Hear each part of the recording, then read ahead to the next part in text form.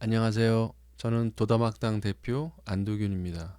이 영상은 2026년 도담 아카데미를 소개하는 영상입니다. 도담 학당은 거의 매년 도담 아카데미라는 1년짜리 프로그램을 운영하고 있습니다. 이번 2026년 1년 강좌의 주제는 인문 기초입니다. 1년 동안 인문학의 기초를 배우는 거죠. 인문학이라고 하면 대개 문사철을 얘기하죠. 문학, 역사, 철학. 그 밖에도 뭐 종교, 예술, 인류학, 언어학, 지리학 이런 분과학들이 있죠. 이 중에서 우리가 다룰 것은 역사, 철학, 지리학이 됩니다. 인문학 문턱이 많이 낮아졌죠. 이제는 대중화가 된 것 같아요. 누구나 쉽게 인문학을 접할 수 있어요. 근데 대개는 다 어려워하시는 것 같습니다. 초심자분들한테는 당연히 어렵겠죠. 그런데 이런저런 인문학을 접해 보신 분들도 실력이 잘 늘지 않고 어렵다고 말씀을 하세요. 여러 가지 이유가 있겠죠. 독해력이 잘 안 돼서 그럴 수도 있고, 공부한 것이 구조화되지 않고 단편적인 지식으로만 남아 있어서 그럴 수도 있어요. 아무튼 초보도 그렇고 공부를 좀 하신 분들도 그렇고 그분들이 인문학 공부를 할 때 기초가 되는 그런 강좌를 한번 기획해 봤으면 좋겠다는 생각을 오래전부터 해왔습니다. 기초가 되는 것들이 분명히 있거든요. 특히 역사나 철학이 그런데 중요한 역사적 사건, 기초적인 철학 개념들 이런 게 이제 서로 연결이 돼서 만들어지는 개념의 연결망이라고 할까요? 그런 개념의 지도가 강력한 기초가 됩니다. 그런 지도가 머릿속에 있으면 공부의 효율이나 속도가 아주 높아져요. 이때부터 지식들이 종횡으로 넘나들면서 사유가 확장됩니다. 그래서 이 강좌는 초심자를 대상으로 하고 있지만 인문학의 어떤 맥락적 기반이랄까요? 그런 기초가 필요하신 모든 분들에게 필요한 강좌라고 할 수 있습니다. 그러면 기간을 얼마나 잡는 게 좋을까? 1년은 해야죠. 중요한 개념은 되풀이하면서 그리고 그 위에 새로운 지식을 쌓고 연결망을 만들어가고 하는 기간이 1년 정도면 적당하다. 그래서 인문기초 1년 과정을 만들게 된 거죠.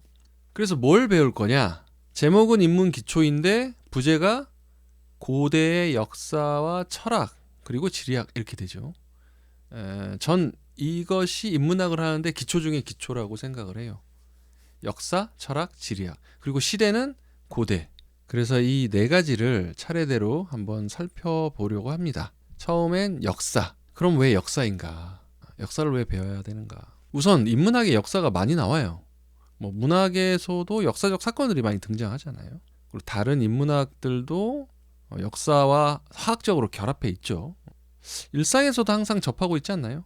영화나 드라마에서도 과거 얘기가 많이 나오고 그리고 또 뉴스에서 가끔씩 국제 분쟁들 나올 때가 있죠. 그것도 대부분 아주 오래된 역사적 맥락을 배경으로 하고 있습니다. 그러니까 실제로 일상에서도 우리가 역사와 접하는 경우가 의외로 많아요.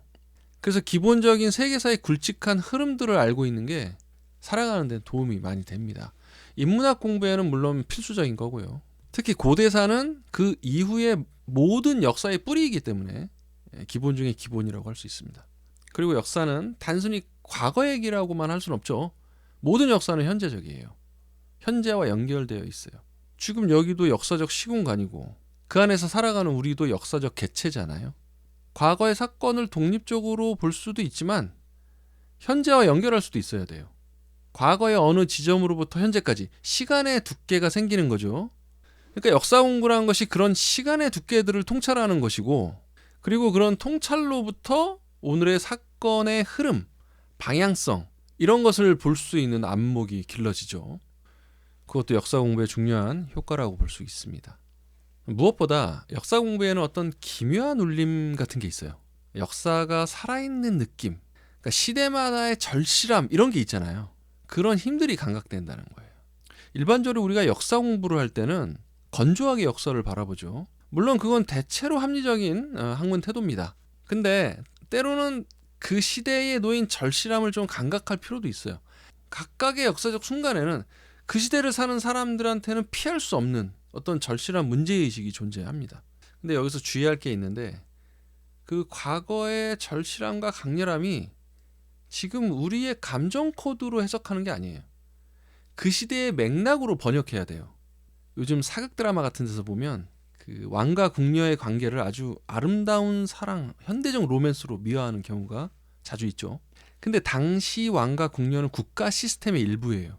그러니까 왕실의 권력 구조라는 이 생사가 달린 긴장된 시스템 안에서 그런 개인의 감정들을 엮는 건 시대를 잘못 번역한 사례다라고 할 수 있죠. 뭐 물론 시청률도 올려야 되고 재밌게 만들려고 하니까 그렇겠지만, 근데 기묘한 울림은 오히려 철저하게 우리의 감성을 유보해야 돼요. 그리고 그 시대의 맥락 속으로 들어가려 할 때 나타납니다. 그 시대가 당면했던 문제, 당시 사람들이 느꼈던 어떤 공포와 희망, 그 돌파하는 순간 이런 그들과 같은 자리에서 바라보고 같은 문제의식을 상상해보는 거, 이런 게 중요합니다. 그래서 그 시대가 던진 질문을 지금의 우리에게 다시 묻는 경험을 해야 되겠죠. 그리고 나서야 비로소 역사가 살아있는 장으로 보일 겁니다. 그럴 때 이제 그런 울림들이 느껴지기 시작하는데, 그건 뭐 익숙하면서도 좀 낯설죠. 그러니까 익숙하다는 것은 뭐 예나 지금이나 이런 갈등 구조가 있고 뭐 경쟁 관계, 시기와 질투, 뭐 이런 익숙한 것들이 역사를 만들어 가니까. 그런데 분명히 과거와 차이가 있죠. 기술 문명의 차이라든지 시대적 분위기라든지 그런 건 매우 낯설게 느껴지죠. 그러니까 예를 들어서 전제군주 시대의 신민으로 살아간다는 거, 전염병이나 굶주림으로 죽어가는 사람들 속에서 생존한다는 거. 물론 이제 전염병 같은 경우는 우리도 겪긴 했지만 그런 암울한 감각도 있을 테고, 프랑스 혁명 같은 혁명의 주체가 돼갖고 느껴지는 어떤 황홀함과 두려움, 혹은 뭐 중세의 수도사, 조선시대 선비, 산업혁명 때의 노동자, 냉전기의 지식인. 그러니까 우리가 언젠가 영화에서 본 듯한 장면이지만 실제 그 시대가 품고 있었던 아주 낯선 긴장감, 이런 걸 느낄 수 있다는 겁니다. 그러니까 그러한 상상력을 통해서 역사가 기묘한 울림으로 나타난다는 겁니다. 그리고 그 효과는 의외로 내가 살고 있는 어떤 현재에 대한 해석과 함께 증폭이 돼요. 가볍게는 어떤 안도감 같은 것이 일어날 수도 있겠죠. 우리가 누리는 이 자유와 풍요로움이 과거에는 상상할 수 없었던 그런 혜택이니까. 또 한편으로는 이런 풍요로움 속에서도 사실은 불안이 일어나고 열패감이 일어나고 막 그러잖아요. 그런 게 왜 일어날까? 이런 게 새삼 궁금해질 수도 있을 테고, 또는 긴 역사의 흐름 속에서 반복되는 생성과 소멸 과정이 있잖아요. 그런 걸 바라보면서 깊은 허무라든지 삶의 의미에 대한 어떤 의문이 밀려올 수도 있습니다. 어찌됐건 그런 질문들이 쌓이면서 역사에 대한 탐구는 자연스럽게 존재론적 성찰로 이어질 수 있다. 그러니까 우리는 역사와 개인 사이를 오가면서 이해의 지평을 계속해서 확장하게 되는 거예요. 그렇게 본다면 역사라는 것은 단순히 과거 사실을 나열하는 게 아니라 현재를 통찰하는 존재론적 탐구가 될 수도 있다. 자, 이제 철학을 볼까요? 왜 철학이 인문학의 기초인가? 철학은 역사와 같이 갑니다. 철학을 빼놓고는 역사의 흐름을 설명할 수가 없어요. 철학과 역사는 맞물려 있어요. 예를 들어서 종교개혁 없이는 데카르트를 설명할 수 없고, 데카르트 없이는 근대성을 설명할 수 없죠. 2차 세계대전 없이는 실존주의를 얘기할 수 없고, 실존주의 없이 냉전을 또 말할 수 없죠. 보통 역사와 철학이 분과학으로 나눠져 있어요. 그런데 저는 이 두 개를 같이 공부해야 된다고 생각을 합니다. 근데 철학을 공부할 때 제일 먼저 걸리는 게 뭐냐면 용어예요, 용어. 철학이 어렵게 느껴지는 이유 중에 하나가 철학 개념어랑 일상 용어랑 같이 써서 그렇습니다. 의학책이라면 아예 처음부터 의학 용어를 익히면서 시작을 할 텐데, 철학 테스트는 특별한 개념어 빼놓고는 일상 용어와 같이 쓰는 개념어가 많습니다. 그래서 그냥 읽을 수는 있어요. 근데 읽어도 무슨 말인지 모르는 거죠. 예를 들어서 실제라는 말이 있어요. 이게 영어로는 리얼리티인데, 우리가 일상에서 리얼리티 혹은 리얼하다고 말할 때는 현실적이고 구체적인 것을 얘기하잖아요. 근데 이게 서양 고대에서는 이 말이 현실적인 것 배후에 있는 더 근원적인 것을 의미합니다. 그러니까 오히려 비현실적이고 비가시적인 것이 됩니다. 그러니까 리얼하다는 감각이 서로 다른 거예요. 이 밖에도 많습니다. 재현이라든지 형상, 자연, 자유, 주체, 이런 용어들이 일상적으로 쓰이지만 철학적으로는 시대마다 다르고 철학자마다 다르게 해석이 돼요. 이번 강좌에서 이런 기초 용어들을 계속 정리해 드립니다. 그리고 철학은 뭐랄까, 이 특별한 점이 좀 있습니다. 다른 공부와는 철학을 공부할 때 느껴지는 어떤 강렬함이 있어요. 그게 일상의 지혜라든지 생활의 요령 이런 거와는 좀 다릅니다. 삶 전체를 휘몰아치는 폭풍처럼 다가온다 그럴까? 내 존재와 세계를 흔들면서 육박해오는 그런 느낌이 있어요. 어떤 철학자의 사상을 공부하다 보면 그 공부한 내용만 쏙 빼서 응용하는 게 아니라 그 철학자의 삶, 그 시대의 아우라까지 내 안으로 확 들어오는 경험을 하게 됩니다. 때로는 그 강렬한 자체만으로도 일상의 번뇌를 좀 넘어서는 힘이 되기도 합니다. 그런 게 철학을 공부하는 또 의외의 효능감이 있기도 하고, 그게 개인마다 좀 다르기 때문에 명확하게 말하기는 좀 어렵지만 어쨌든 다른 공부하는 차원이 좀 다른 영성적인 힘이 있어요. 물론 그 힘도 좀 잘 조율해야 되는 어떤 문제가 있긴 있지만, 아무튼 그런 지적 깨달음에서 오는 힘은 삶을 추동하는 중요한 에너지가 돼요. 특히 삶의 전환기, 번뇌가 밀려오고 그럴 때마다 어떤 직감과 용기를 줍니다. 그런데 그런 크고 작은 깨달음들이 일어나려면 텍스트를 조금 깊게 파들어가야 돼요. 그것도 자기의 힘으로. 근데 그게 문턱이 약간 높습니다. 그래서 어떤 극소수의 사람들은 자기 혼자의 힘으로 막 무슨 말인지 몰라도 원전을 반복해서 힘들게 읽고 그런 식으로 스스로 어려운 책을 독파해내기도 해요. 근데 그게 진짜 어려운 일이거든요. 대부분은 입구에서 좌절합니다. 그래서 이런 강좌가 필요한 거예요. 이런 기초 과정을 거치면 입구에서 한두 발이라도 더 들어갈 수 있어요. 근데 그 한두 발 차이가 엄청납니다. 뭔가 시작할 기회를 주거든요. 입구에서 들어가지도 못하고 좌절하면 그 철학에 대한 반감만 일어나기 쉬워요. 근데 입구를 지나면 다릅니다. 스스로 걸어갈 수 있는 욕망이 일어나요. 물론 이제 거기서부터는 자기 혼자 걸어가야 됩니다. 근데 그런 기회를 얻기까지는 도움을 좀 받는 것이 좋겠다라는 게 이제 제 생각입니다. 물론 그 한두 발 걸어가는 것도 만만치는 않아요. 그래서 이제 1년 정도 잡은 거죠.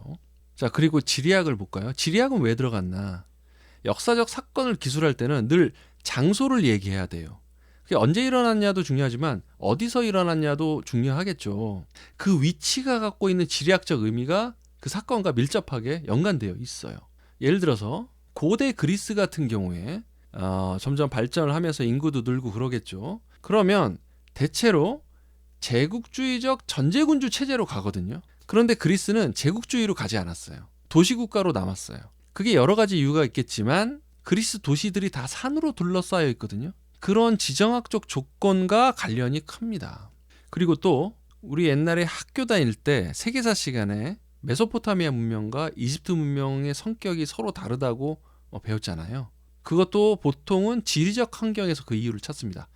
상대적으로 메소포타미아 지역은 개방적이고 이집트 지역은 폐쇄적이에요. 이 차이가 두 문명의 정치, 종교, 문화, 문명 전반의 특성을 결정짓는 핵심적인 요인이 됐다는 거예요. 그래서 바다라든지 산, 강, 평원, 해안, 내륙 이런 지리적 환경이 역사에 미치는 영향력이 막강합니다. 그래서 인문기초 강의 때 우리는 항상 지도와 함께 같이 봅니다. 강의 안에 지도가 들어가 있어요. 지도를 보고 역사의 장소를 되짚으면서 이게 현재는 어떤 나라고 어떤 지리적 환경인지 그것도 같이 배울 겁니다. 그러니까 지도에서 사건이 일어난 곳을 찾으면서 배우면 역사 공부가 10배는 더 재밌어져요. 자, 이제 역사, 철학, 지리가 왜 인문학의 기초가 되는지를 말씀을 드렸는데 이 세 개의 분과학의 무대가 어디라고요? 고대라는 거죠.